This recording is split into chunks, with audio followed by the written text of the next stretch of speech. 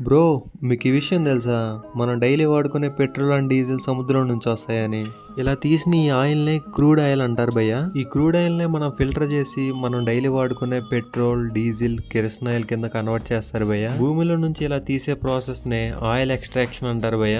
ఈ ప్రాసెస్ ని ONGC engineers అనే వాళ్ళు చేస్తారు భయ్య. ఫోటోలో చూస్తున్నారు కదా, ఆ విధంగా ఆ పైప్ లైన్స్ ని భూమిలోకి పంపించి సముద్రం నుంచి మనం డైరెక్ట్ గా ఆయిల్ అండ్ గ్యాస్ ని డైరెక్ట్ గా ఎక్స్ట్రాక్ట్ చేస్తాం భయ్య. ఇలా ఎక్స్ట్రాక్ట్ చేసిన గ్యాస్ నేమో మనం డైలీ వాడుకునే గ్యాస్లు ఉంటాయి కదా భయ్య, ఆ గ్యాస్ బండ్ లో ఫిల్ చేస్తారు భయ్య.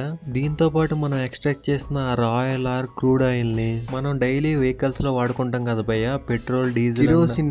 ఈ కిరోసిన్ ని రిఫైన్ చేసి ఏరోప్లేన్స్ అండ్ జెట్స్ లో యూజ్ చేస్తారు భయ్య, వైట్ ఫ్యూయల్ కింద. ఇలా ఆయిల్ అండ్ గ్యాస్ ని ఎక్స్ట్రాక్ట్ చేయడం కోసం సముద్రంలోకి పైపులు అనేవి పంపిస్తారు భయ్య. వాటర్ కంటే కింద గ్రౌండ్ ఫ్లోర్ టచ్ అయినప్పుడు ఈ ఆయిల్ అండ్ పెట్రోల్ అనేవి అవైలబుల్ గా బయటకు వస్తాయి భయ్య. ఎందుకంటే ఈ ఆయిల్ అండ్ గ్యాస్ లు భూమిలోనే ఉంటాయి కాబట్టి భయ్య.